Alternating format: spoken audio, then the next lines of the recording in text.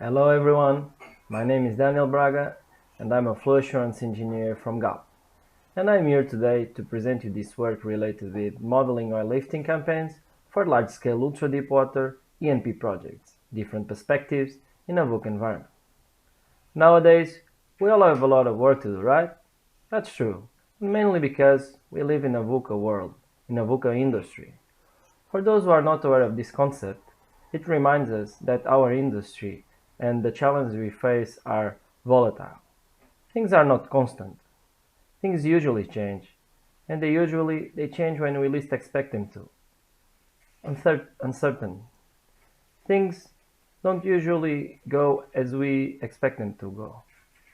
And if there is any industry in this world with a lot of uncertainty associated with it, it's ours, the oil and gas industry.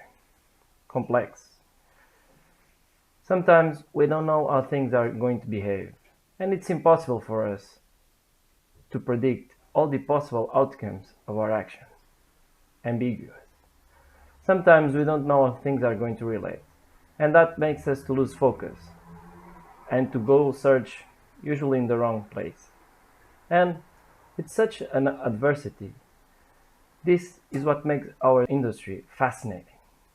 For today, the agenda, I'll have the motivation and purpose, the model overview, inventory growth and lifting schedule, results, and conclusion.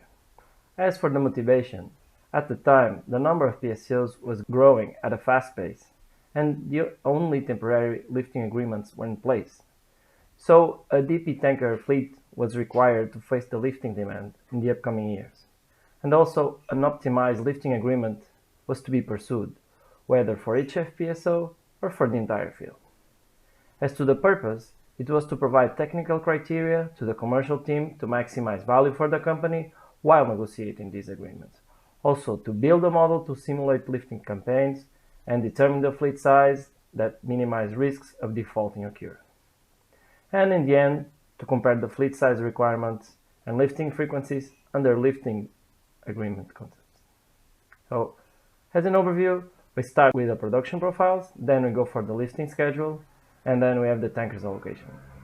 In the lifting schedule, we have two different types of lifting agreements, which is the MLA, Major Lifting Agreement, and the ILA, Individual Lifting Agreement. In this model, we can input several parameters: the tanker storage capacity, FPSO threshold, production profile, trip times, and type of lifting agreement.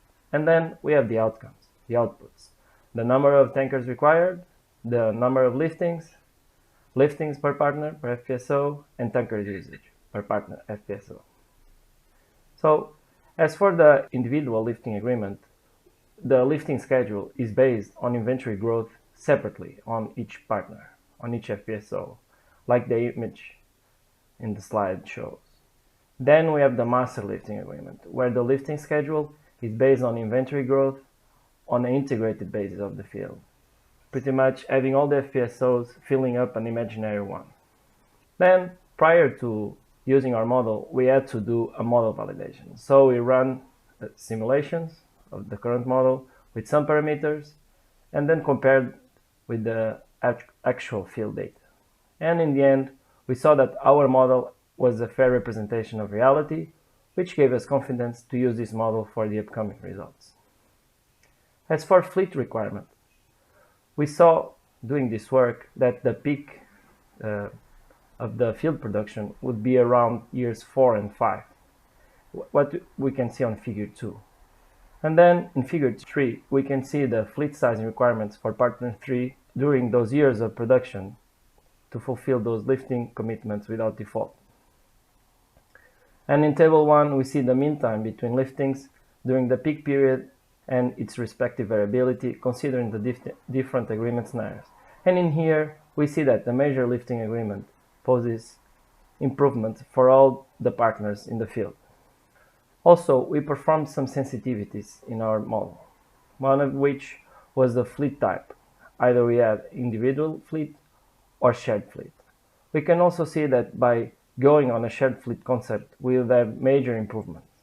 But we can also see that by using the major lifting agreements, we also gain on the two types of fleet agreement. In the end, we also ran another sensitivity, which was the FPSO planned downtime.